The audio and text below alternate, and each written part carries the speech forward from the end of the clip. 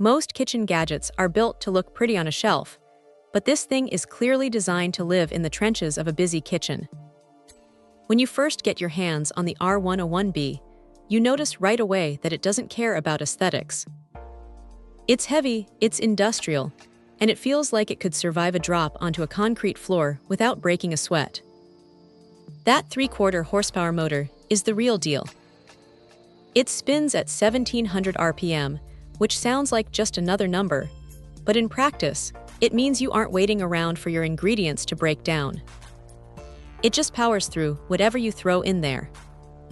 The clear bowl is a nice touch because, honestly, there is nothing more annoying than having to stop a machine every 10 seconds just to check if your onions are chopped or if your sauce has reached the right consistency. Being able to see exactly what is happening inside is a massive quality of life upgrade.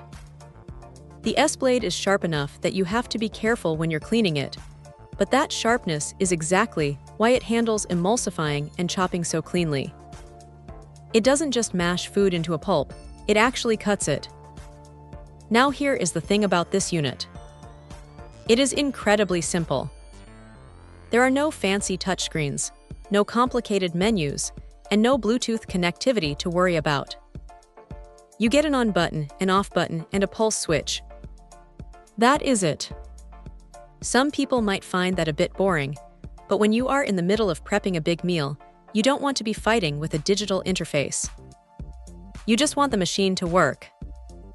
The pulse function is actually quite responsive, giving you that fine-tuned control you need when you're trying to get a specific texture without turning everything into baby food.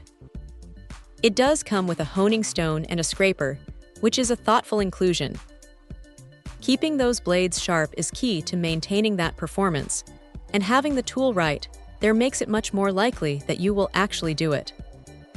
However, it is not perfect. The footprint is fairly large, so if you have a tiny kitchen, you are going to feel it.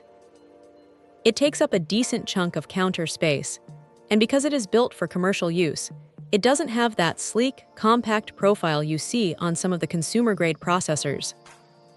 It is also a bit loud, but that is the price you pay for a motor that actually has some guts behind it. If you are someone who does a lot of heavy-duty prep work, or you just hate machines that struggle with thick doughs or tough vegetables, this is a serious step up. It feels like a tool that will still be running perfectly a decade from now. It is not trying to be a jack of all trades, but for the things it is designed to do, it is hard to beat. It is a workhorse, plain and simple. If you can handle the size and the industrial look, it is probably the last food processor you will ever need to buy. Check out the video description for updated price. And thank you for watching this video.